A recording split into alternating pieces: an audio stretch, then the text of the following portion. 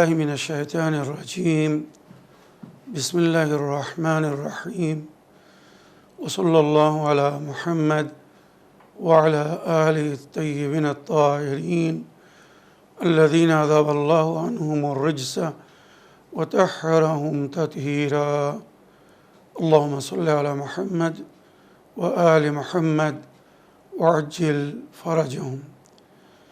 ولعنة الدائمة الباقية على أعدائهم ومنكر فضائلهم وغاصب حقوقهم أجمعين من يوم عداوتهم إلى قيام يوم الدين. أما بعد يا عباد الله أوصيكم ونفسي بتقوى الله فإن التقوى خير الزاد وبها المعاد وتنفع يوم لا ينفع فيه مال ولا بنون إلا من أتى الله بقلب سليم.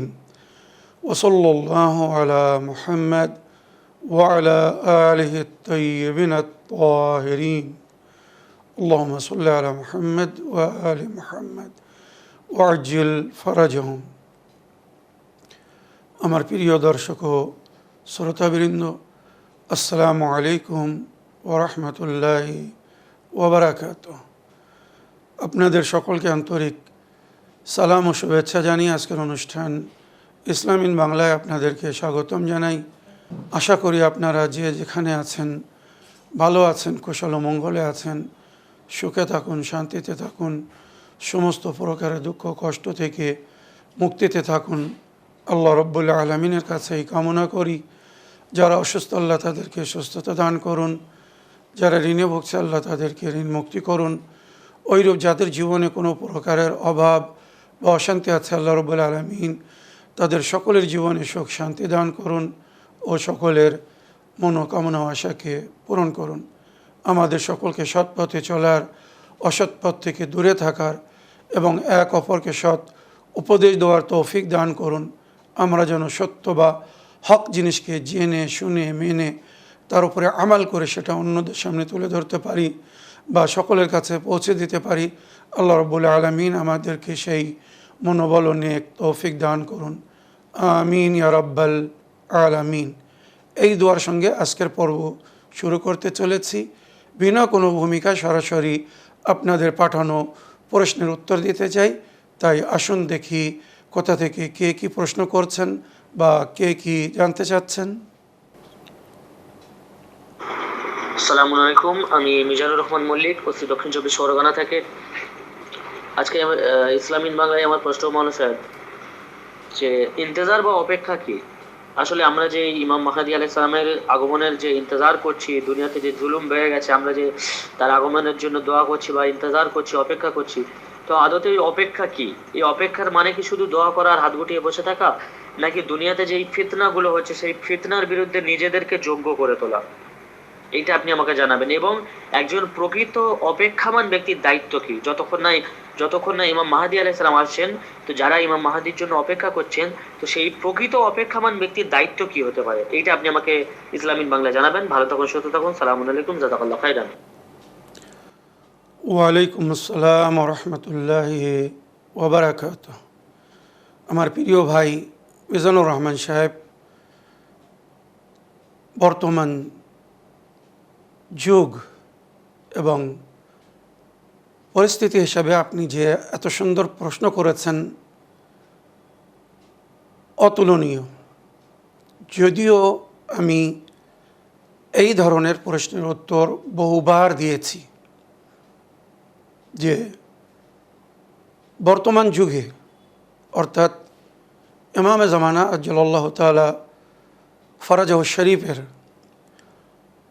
অদৃশ্যকালীন যুগে ওনার এই গায়বাতের পিরিয়ডে আমাদের কর্তব্য বা দায়িত্ব কী? ধারাবাহিক কয়েকটি এপিসোডে আমি এ বিষয়ে আলোচনা করেছি। আপনি ইউটিউবে চ্যানেল উইন বাংলা অনুষ্ঠান ইসলাম ইন বাংলায় গিয়ে টাইপ করুন বা লিখুন ইমামে জামান আলাইহিস সালামের গায়বাতে আমাদের দায়িত্ব বা জিম্মেদারি কি, অনেক এপিসোড পেয়ে যাবেন যেখানে আমি বিস্তারিত আলোচনা করেছি। তবুও আপনি যখন প্রশ্ন করেছেন, তো আপনার প্রশ্নের উত্তরে আমি বলতে চাই, সর্বপ্রথম কোরআনের আয়াত পাঠ করব, যে আয়াতে আল্লাহ রাব্বুল আলামিনের ইরশাদ হচ্ছে, ইনতাযরু ইন্নী মাআকুম মিনাল মুনতাযিরিন, অপেক্ষা করো, আমিও অপেক্ষাকারীদের সঙ্গে অপেক্ষা করছি। পবিত্র কোরআনে সূরা ইউনূস এবং অন্য সূরার মধ্যে উল্লেখ হয়েছে, 3 জায়গায় এই আয়াত এসেছে, ইনতাযরু ইন্নী মাআকুম মিনাল মুনতাযিরিন, অর্থাৎ তোমরা অপেক্ষা করো, আমিও অপেক্ষাকারীদের সঙ্গে অপেক্ষা করছি। আল্লাহ কিসের অপেক্ষা করছেন? সব কিছু তাঁর হাতে। কুন ফায়াকুনের মালিক তিনি, তারপরেও তিনি বলছেন ইনতাযরু ইন্নী মাআকুম মিনাল মুনতাযিরিন। জনাবি ইউনূস নবীর সময় যখন ওনার কওম অবাধ্য হয়েছিল, অভদ্র বা অসভ্য কাজ করছিল, জনাবে ইউনূস নবী আল্লাহর কাছে দোয়া করেছিলেন। যেমন যুগের ইমামও সব সময় প্রতিদিন আল্লাহর কাছে দোয়া করছেন, হে আমার প্রতিপালক, আপনি আমাকে আপনার বান্দাদের জন্যে বাকি রেখেছেন। বাকিয়াতুল্লাহি খায়রুল লাকুম ইন কুনতুম মুমিনিন বলে সূরা হুদের মধ্যে যার জিকির হয়েছে, আল্লাহ যাকে তোমাদের জন্যে বাকি রেখেছে, বাঁচিয়ে রেখেছে, তার মধ্যেই তোমাদের মঙ্গল, যদি তোমরা মুমিন হয়ে থাকো। তো যুগের ইমামের প্রতি বিশ্বাস তারাই রাখে যারা মুমিন, এটা কোরআন বলছে। তো ইউনূস নবীর যুগে যখন ওনার উম্মত অবৈধ, অসভ্য বা অভদ্র কাজ করছিল, ইউনূস নবী আল্লাহর কাছে দোয়া করছিলেন। তখন আল্লাহ ওনাকে বলেছিলেন, ইনতাযরু ইন্নী মাআকুম মিনাল মুনতাযিরিন, অপেক্ষা করো, আমিও তোমাদের সঙ্গে অপেক্ষা করছি। উপযুক্ত সময়ে উপযুক্ত সাজা বা শাস্তি দেওয়ার জন্যে তাদেরকে যারা আমার হুকুমকে অমান্য করছে, আমার হুকুমের অবাধ্য হয়ে আছে। ওইরূপ মনে রাখবেন, এই সময় যারা ইলাহি সংবিধানের বিরোধিতা করছে, আল্লাহর হুকুমের বিরুদ্ধে চলছে, শয়তানের পথের পথিক হয়ে চলছে, আল্লাহর হুকুমকে না মেনে শয়তানের পথে চলছে বা শয়তান যেটা বলছে সেটাকে মেনে চলছে, বিশ্ব অন্যায় অবিচারে প্রায় পরিপূর্ণ হয়ে গেছে। আমরা প্রতিদিন আল্লাহর কাছে দোয়া করছি, আল্লাহুম্মা আজ্জিল লিওয়ালিয়িকাল ফারাজ, আল্লাহ নিজের ওলি বা হুজ্জাত যাকে আপনি বাকি রেখেছেন তার জোহরে জলদি করুন। কেন আমাদের দোয়া কবুল হচ্ছে না? কেন আল্লাহ ওনাকে অনুমতি দিচ্ছেন না? এর কারণ স্বয়ং যুগের ইমাম বলেছেন, আমাদের মান্যকারীরা, আমাদের অনুগামী অনুসারীরা বা আমার জাদ নবী করিম সাল্লাল্লাহু আলাইহি ওয়াসাল্লামের উম্মত যদি নিজের অঙ্গীকারকে ভঙ্গ না করত, ওয়াদা খেলাফি না করত, আর নবীর হাদিস অনুযায়ী কোরআন এবং আহলে বাইতকে যেভাবে ফলো করতে নবী বলে গেছেন, তারা যদি সেইভাবে ফলো করত, অর্থাৎ আমাদের তালিমাত এরশাদ অনুযায়ী জীবনযাপন করত, তো আমাদের সাক্ষাতে দেরি হতো না, অর্থাৎ আমার জোহরে দেরি হতো না। আমাদের অনুগামী অনুসারী যাদের উপরে ভরসা করে আমি এই দুনিয়ায় বিপ্লব আনতে চাই, পরিবর্তন সৃষ্টি করতে চাই, তারা যদি প্রস্তুত হতো, আমার জোহরে দেরি হতো না। তাহলে এবারে বুঝে নিন আমাদের কর্তব্য বা দায়িত্ব কি।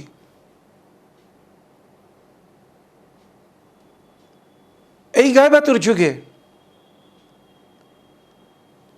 আমাদেরকে কিভাবে প্রস্তুত হতে হবে, আমাদের কর্তব্য বা দায়িত্ব কি, স্বয়ং নবী ভবিষ্যবাণী করে গেছেন, বলে গেছেন, যেটি ওনার ষষ্ঠম প্রতিনিধি ইমামে জাফর সাদিক আলাইহিস সালাম এইভাবে উল্লেখ করেছেন, মান সাররা আন ইয়াকুনা মিন আসহাবিল কায়েম, যদি তোমাদের মধ্যে কেউ কায়েম আলে মুহাম্মদ ইমামে মেহেদী আলাইহিস সালামের সঙ্গী বা সাথী বা ওনার সাহাবীদের মধ্যে হতে চায়, ফালিয়ান্তাযির, তার 1 নম্বর কাজ হবে সে অপেক্ষা করবে, ইন্তজার করবে। ফালিয়ান্তাযির, সে যেন কায়েমে আলে মুহাম্মদের জোহরের অপেক্ষা করে, ইমামে জামানার আবির্ভাবের জন্য যেন সে ইন্তজার করে। এবারে কিভাবে ইন্তজার করতে হবে, যেটা আপনিও প্রশ্ন করেছেন। ইন্তজার মানে কি? হাতের উপরে হাত রেখে বসে থাকবো, চুপচাপ দুনিয়ায় যা কিছু হচ্ছে হতে দেব, আমি নিজে কিছু করব না, আমার নিজের কোনো দায়িত্ব নেই, কোনো কর্তব্য নেই, না, এমন না। আগে নবী বা ইমাম বলছেন, ফালিয়ান্তাযির ওয়া ইয়ামাল বিল ওয়ারা, অপেক্ষা করবে এবং তাকওয়া ও পরহেজগারির সঙ্গে, পরিপূর্ণ আন্তরিকতার সঙ্গে, যেভাবে আল্লাহ ও রসুল বলেছেন, ইরশাদ করেছেন, সেইভাবে আমাল করতে থাকবে, দ্বীনের উপরে চলতে থাকবে, পরিপূর্ণভাবে দ্বীনের উপরে আমাল করতে থাকবে। ইয়ামাল বিল ওয়ারা ওয়া মাহাসিনুল আখলাক, আর নিজের চরিত্রকে, নিজের ব্যবহারকে সুন্দর করবে। 3টি বাক্য এই হাদিসে, বহু কিছু বলা হয়নি, যেখানে অনেক রওয়ায়াত আছে, যেখানে অপেক্ষাকারীদের প্রায় 110টি নইলে 12টি দায়িত্ব বা কর্তব্য বলা হয়েছে এই যুগে, এই সময়।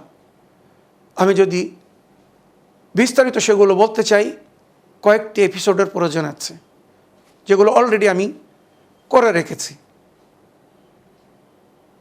সুতরাং আজকে শুধু এতটুকু বলতে চাচ্ছি, যেটা নবী ও ইমাম বলেছেন, অপেক্ষা করো, পরিপূর্ণ আন্তরিকতার সঙ্গে, যেভাবে আল্লাহ রসুল হুকুম দিয়েছেন, দ্বীনের উপরে আমল করতে থাকো, আর নিজের ব্যবহারকে, কিরদার ও আখলাককে সুন্দর করো। কেননা যদি কারোর ব্যবহার ভালো না হয়, চরিত্র ভালো না হয়, সে কিন্তু যুগের ইমামের সঙ্গী বা সাথী হতে পারবে না। এটাই হবে তার ফার্স্ট ইন্ট্রোডাকশন। সমাজে তার যেন একটা সুন্দর পরিচয় থাকে। তাকে যখন ইমাম সঙ্গে নিয়ে চলবেন, তো কেউ যেন ইমামকে ভুল না বোঝে, কেউ যেন তাকে দেখে ইমামের দিকে আঙুল না তোলে যে এই ব্যক্তিকে আপনি সঙ্গে নিয়ে যাচ্ছেন, যার সমাজে কোনো সুনাম নেই, বরং দুর্নাম, বদনাম, কলঙ্ক, কত জঘন্য কাজ করছে এই ব্যক্তি সমাজে, আর আপনি তাকে নিয়ে চলছেন সমাজে পরিবর্তন ঘটাবেন বলে, সুন্দর করবেন বলে। আগে তাকে সুন্দর হওয়ার দরকার ছিল। এমন কথা যেন ইমামকে না শুনতে হয়। তাহলে কি করতে হবে? আমাদেরকে নিজেকে সুন্দর করতে হবে।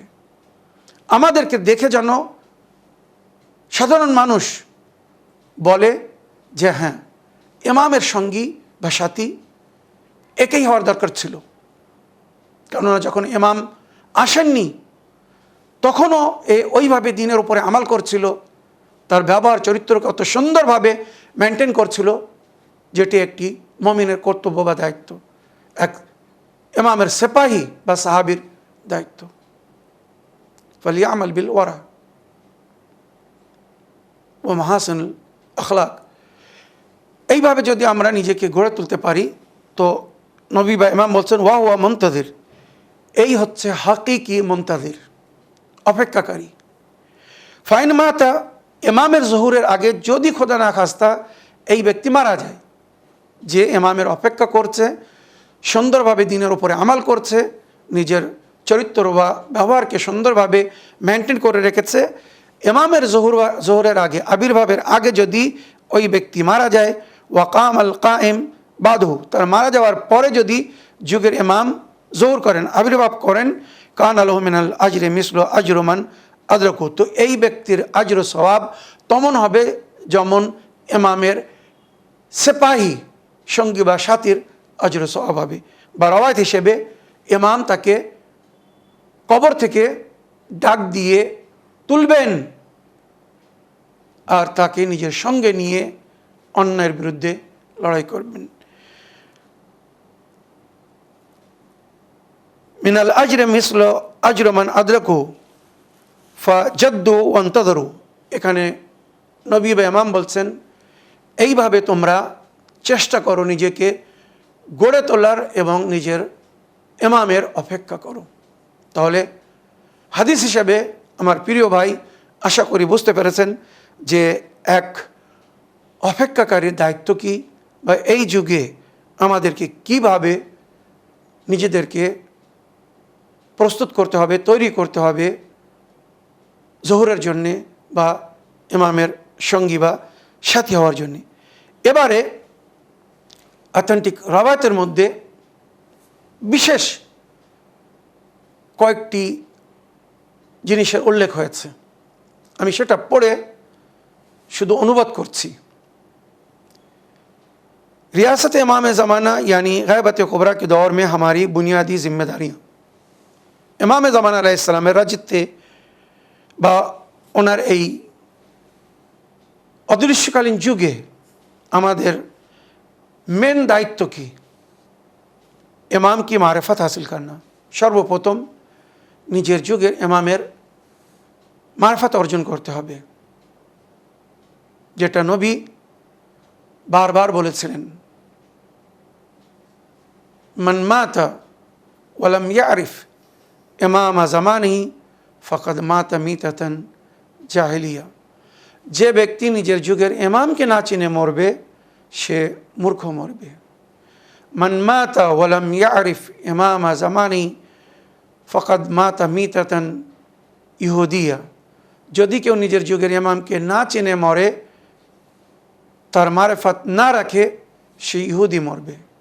মান মাতা ওয়ালাম ইয়ারিফ ইমাম জামানিহি ফাকাদ মাতা মিতাতান নাসরানিয়া, যদি কেউ নিজের যুগের ইমামকে না চেনে আর ওই অবস্থায় মারা যায়, সে খ্রিস্টান মরবে। মান মাতা ওয়ালাম ইয়ারিফ ইমাম জামানিহি ফাকাদ মাতা আলাল কুফর ওয়ান নিফাক, যদি কেউ নিজের যুগের ইমামকে না চিনে মরে, তো সে কুফর ও নেফাকের উপরে মরবে। আর আবদুল্লাহ ইবনে ওমর দ্বিতীয় খলিফার ছেলে রওয়ায়াত করছেন, আমি নিজে নবীকে বলতে শুনেছিলাম, মান বাতা ওয়ালাম ইয়াবি ইমাম আল্লাযী ইফতারাদাল্লাহু তাআতাহু ওয়া মাতা ফাকাদ মাতা আলাল কুফর। এই হাদিস মুসলমানদের সমস্ত হাদিসের বইয়ের মধ্যে আছে। যদি কেউ রাত্রে ঘুমায়, সেই ইমামের বায়াত না করে, যার ইতাআত তার উপরে ফরজ করা হয়েছে আল্লাহর তরফ থেকে, আর ভোর হওয়ার আগে, সকাল হওয়ার আগে যদি ওই ব্যক্তি মারা যায়, তো সে কুফরের অবস্থায় মরবে। পবিত্র কোরআনে আল্লাহ রাব্বুল আলামিন বলেছেন, সূরা বানী ইসরাঈল আয়াত নম্বর ৭১, ইয়াওমা নাদউ কুল্লা উনাসিম বিইমামিহিম, সেই দিনকে স্মরণে রেখো, ভুলে যেও না যেদিন সমস্ত মানুষকে, মানব জাতকে তার ইমামের সঙ্গে ডাকা হবে। এই আয়াতের ব্যাখ্যায় নবী বলেছিলেন, মোল্লা জালালউদ্দিন সুয়ুতী সাহেব নিজের তাফসিরে দুররে মনসুরের মধ্যে লিখেছেন, তুলে দেখুন, এই আয়াতের তাফসির পড়ে দেখুন, ইউদাকুল্লাহ কওম বিকিতাবি রাব্বিহিম ওয়া বিসুন্নতি নবিয়্যিহিম ওয়া বিইমামে জামানিহিম, সমস্ত কওমকে আল্লাহ হাসরের দিনে রাখবেন সেই যুগে পরিচালিত আল্লাহর কিতাবের সঙ্গে, ওই যুগের নবীর সুন্নতের সঙ্গে, আর ওই যুগের ইমামের সঙ্গে। তো বলুন, বর্তমান যে যুগে আপনারা জীবনযাপন করছেন, আল্লাহর কিতাব কোরআনে মাজিদ, প্রিয় নবীর সুন্নাত, ইমামকে কোথায় তিনি, যার সঙ্গে কাল হাসরের ময়দানে যাবেন? একজন ইমাম হবে পুরো বিশ্বের, পুরো যুগের। এখানে বলা হয়নি ইউদাকুল্লাহ কওম বিআইম্মাতি জামানিহিম, সমস্ত কওমকে তাদের যুগের সমস্ত ইমামদের সঙ্গে ডাকা হবে, না। ইউদাকুল্লাহ কওম বিকিতাবি রাব্বিহিম ওয়া বিসুন্নতি নবিয়্যিহিম ওয়া বিইমামে জামানিহিম, তাদের যুগের একজন ইমামের সঙ্গে ডাকা হবে। সেই ইমামকে জানুন, সেই ইমামকে চিনুন, সেই ইমামকে মানুন, যদি কাল হাসরের ময়দানে নেজাত পেতে চান। তো এখানে আমাদেরকে রওয়ায়াত বলছে, এই গায়বাতের যুগে আমাদের প্রথম কর্তব্য বা দায়িত্ব হচ্ছে নিজের যুগের ইমামকে চেনা, মানা, ওনার মারিফত হাসিল করা, উনকি ইতাত, ওনাকে জানার পরে, মানার পরে, বা ওনার মারিফত অর্জন করার পরে ওনার ইতাত করতে হবে। ইমাম হুসাইন আলাইহিস সালাম ৮ জিলহিজ সন ৬০ হিজরিতে যখন হজকে উমরায় পরিবর্তন করে মক্কা থেকে বিদায় নিচ্ছিলেন, উনি সেই সময় একটি কথা বলেছিলেন, খুতবা দিয়েছিলেন। তার মাঝখানে উনি বলেছিলেন যে ইমামের মারিফত না হলে তার কোনো আমাল কবুল হবে না। নবীর হাদিস বিখ্যাত বহুবার আপনাদেরকে শুনিয়েছি, লা তুকবাল আমালুল উম্মাহ ইল্লা বিওয়ালায়াতিনা আহলুল বাইত, আমার উম্মতের কোনো আমাল কবুল হবে না আহলে বাইতের ওয়ালায়াত ছাড়া। নবীর পরে ইমামগণেরা হচ্ছেন আহলে বাইত। সেই ইমামকে যদি আমরা না জানি, না মানি, না চিনি, তো আমাদের কোনো উপাসনা, কোনো ইবাদত কবুল হবে না। তো যখন ইমাম এই কথা বলেছিলেন, হাজিরা যারা হজ করতে এসেছিল জিজ্ঞাসা করল,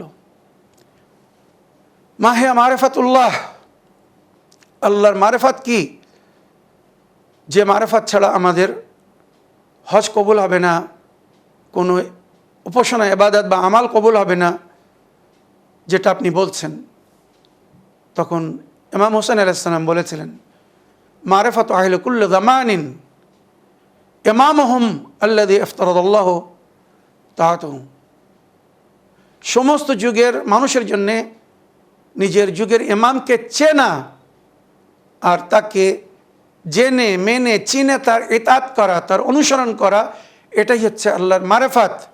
এই মারিফত ছাড়া আল্লাহ নিজের কোনো বান্দার কোনো আমাল কবুল করবে না। মানুষকে গাইড করা, সঠিক পথ দেখানো দায়িত্ব আমার। এবারে সে সঠিক বা হককে গ্রহণ করবে কিনা, মানবে কিনা, এটা তার ব্যাপার। তো ইমামের ইতাআত করতে হবে। ইন্তজারে ফরজ, জোহর কি উম্মিদ, ইমাম আসলে আমাদের সমস্ত সমস্যার সমাধান হয়ে যাবে, যেটা স্বয়ং ইমাম নিজে বলেছেন, ওয়াকসুর দুআ বিতাজিলিল ফরজ ফাইন্না যালিকা ফরজুকুম। আমার জোহরের জন্যে অতি দ্রুত বা অতি শীঘ্র আমার আবির্ভাবের জন্য তোমরা অধিক থেকে অধিক দোয়া করো। ফাইন্না যালিকা ফরজুকুম, কেননা আমার জোহরের পরে তোমাদের সমস্ত সমস্যার সমাধান হয়ে যাবে। তো সেই যুগের ইমামের জন্যে সকাল সন্ধ্যা দিন রাত সবসময় আমাদেরকে দোয়া করতে বলা হয়েছে। মুআশরে মে আদল ইনসাফ কা কিয়াম है। এবারে দায়িত্ব বুঝুন, যুগের ইমামের মারফত অর্জন করতে হবে, তার ইতাআত করতে হবে, তার আসার পরে আমাদের যে সমস্ত সমস্যার সমাধান হবে তার আশা রাখতে হবে, এবং ওনার আসার আগে আমাদেরকে সমাজ তৈরি করতে হবে, একটি পরিবেশ তৈরি করতে হবে। আদল ইনসাফ কায়েম করবেন উনি এসে, কিন্তু কাদেরকে নিয়ে? যদি কেউ ওনার কথা না শোনে, না মানে, যদি এমন লোক সমাজে না থাকে, উনি কাদেরকে নিয়ে কাজ করবেন? কোরআন বলছে, ইন তানসুরুল্লাহ ইয়ানসুরকুম ওয়া ইউসাব্বিত আকদামাকুম। যদি তোমরা আল্লাহর মদদ করো, আল্লাহ তোমাদের মদদ করবে, তোমাদের পাকে মজবুত করে দেবে। তো নবীর কাছে জিজ্ঞাসা করা হয়েছিল, আয় আল্লাহ নবী, আমরা আল্লাহর কি করে মদদ করব? নবী বলেছিলেন, আল্লাহর আহকামকে পালন করে, আল্লাহর হুকুমকে মেনে। যদি তোমরা আল্লাহর হুকুমকে মেনে চলো, ফলো করো, তো আল্লাহ তোমাদেরকে মদদ করবে। ওইরূপ এই গায়বাতের যুগে আমাদেরকে আল্লাহ রসুল ও আহলে বায়তের হুকুম মেনে চলতে হবে, তাহলে আল্লাহ আমাদেরকে মজবুত করে দেবেন, আমরা নিজের যুগের ইমামের সঙ্গী বা সাথী হতে পারবো। মাশরে মে আদল ইনসাফ কা কিয়াম, মানে সমাজে আমরা যদি আদল ইনসাফ কায়েম করতে চাই, তো তার জন্য একটা পরিবেশ তৈরি করতে হবে।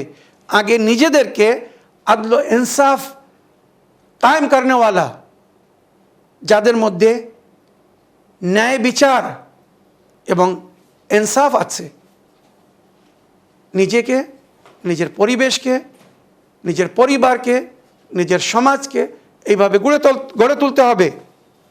खुद को अखलाकी और दीनी तौर पर तैयार करना, নিজেকে ব্যবহারিক চরিত্র হিসাবে বা দিনদার হিসেবে পরিপূর্ণভাবে প্রস্তুত করতে হবে। दुआए फ़र्ज पढ़ना, तार संगे ज़ोहर दुआ करते হবে। मज़लूम की हिमायत करके ज़ोहर के लिए साजगार माहौल बनाना हमारी अहम तरीन जिम्मेदारियों में से। মজলুমদের মদত করে সুন্দর পরিবেশ তৈরি করতে হবে জালিমদের বিরুদ্ধে যুগের ইমামের সহযোগিতা করার জন্যে। এটা আমাদের বর্তমান যুগের সবচেয়ে মেন কর্তব্য বা দায়িত্ব। আমার প্রিয় ভাই, আশা করি এই শেষ অংশে আপনার প্রশ্নের আপনি পরিপূর্ণ উত্তর পেয়ে গেছেন যে বর্তমান যুগে এখন যে অবস্থা বা পরিস্থিতি আমরা দেখছি, যেভাবে জুলম ও অত্যাচার হচ্ছে আল্লাহর নেক বান্দাদের সঙ্গে, মুমিনিনদের সঙ্গে, সত্য বা হাকিকি মুসলমানদের সঙ্গে, এগুলো দেখে শুনে বা দেখার বা শোনার পরে আমরা যদি চুপ থাকি, তার মানে আমরা জালিমদের অন্তর্ভুক্ত, জালিমদের সহকারী বা সহকর্মী, যুগের ইমামের সঙ্গী বা সাথী নয়।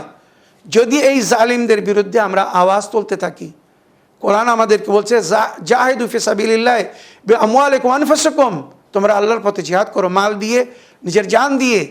যদি না দিতে পারো তো আওয়াজ তোলো, অন্যায়ের বিরুদ্ধে কথা বলো। বর্তমান যুগে বিভিন্নভাবে আমরা নিজের আওয়াজ তুলতে পারি। সোশ্যাল মিডিয়া মাধ্যমের মধ্যে আমাদের কথা আমরা দুনিয়ার কাছে পৌঁছে দিতে পারি, অন্যের বিরুদ্ধে আমরা আওয়াজ উঁচু করতে পারি। যুগের ইমামের নজরে আমরা আছি, যেমন আল্লাহ আমাদেরকে দেখছেন, ওইরূপ ইমাম আমাদেরকে সবসময় দেখছেন।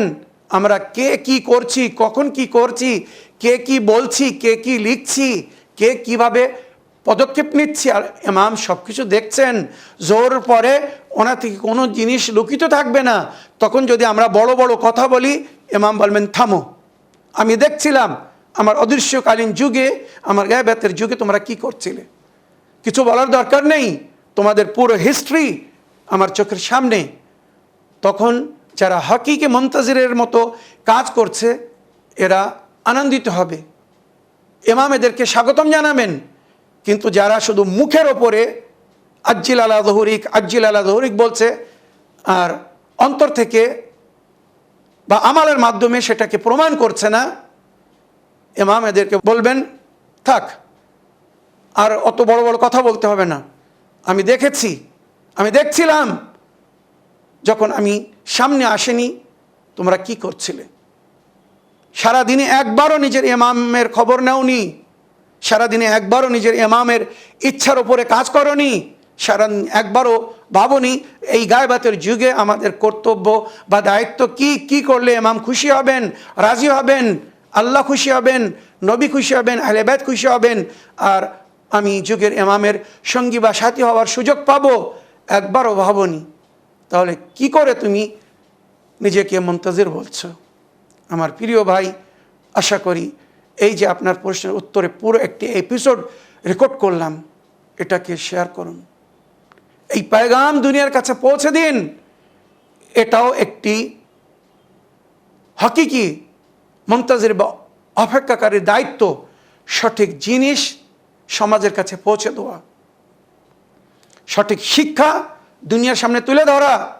যারা এখনো অন্ধকারে পড়ে আছে, অবগত, বেহোশ অবস্থায় জীবনযাপন করছে, কারণ যদি তাদের হোশ থাকতো তারা ওই ভুল পথে বা নিজের যুগের ইমামের থেকে দূরে থাকতো না, যে ইমামের সঙ্গে কাল হাসরের ময়দানে তাদেরকে ডাকা হবে। তো আমার প্রিয় ভাই, আশা করি আজকের এই এপিসোডটি আপনারা সবাই যার সেই নিজের ক্ষমতা অনুযায়ী, নিজেদের সাধ্য অনুযায়ী যে যেভাবে পারবেন অন্যদের কাছে পৌঁছে দেওয়ার চেষ্টা করবেন, যাতে বর্তমান যুগে আমাদের কর্তব্য বা দায়িত্ব কি যেন আমরা নিজেরাও বুঝতে পারি বা অন্যদেরকেও বোঝাতে পারি। এতটা খেদমত তো নিজের যুগের ইমামের অবশ্যই করতে পারবেন বা করতে পারেন। একটু চেষ্টা করে দেখুন, যুগের ইমামের দোয়া পাবেন, ইমাম দোয়া দিবেন, আশীর্বাদ দিবেন যে হ্যাঁ শেখ সাবির, আল্লাহ তোমাকে দীর্ঘজীবী করুক, তোমাকে সুস্থতা দান করুক, তোমাকে আল্লাহ হিম্মত দান করুক, আল্লাহ তোমার সহায় হোক, তুমি আমার গায়বাতের যুগে আল্লাহর বান্দাদেরকে, নবীর উম্মতকে বা যারা নিজেদেরকে আহলে বায়তের মান্যকারী বা আহলে বায়তের মহিব বলে তাদেরকে সজাগ করছিলে, সঠিক ইনফরমেশন দিচ্ছিলে, আমার দিকে তাদেরকে আকর্ষিত করছিলে, আমার অদৃশ্যকালীন যুগে, আমার গায়বাতের যুগে তাদের কর্তব্য বা দায়িত্ব কি তাদেরকে স্মরণ করিয়ে দিচ্ছিলে। এইভাবে যেন আমাদের সকলের সম্পর্কে ইমামের একটি ধারণা বা চিন্তাধারা হয়, আর উনি যেন অন্তর থেকে এইভাবে আমাদেরকে দোয়া দেন। এটাই হবে আমাদের সাফল্য জীবন বা এই জীবনে আমাদের সফলতার পরিচয়। এই বলে আমার আজকের বক্তব্য এখানে শেষ করলাম। ওয়া আখিরু দাওয়ানা আলহামদুলিল্লাহি রাব্বিল আলামিন। ওয়াসসালামু আলাইকুম ওয়া রাহমাতুল্লাহি ওয়া বারাকাতুহু।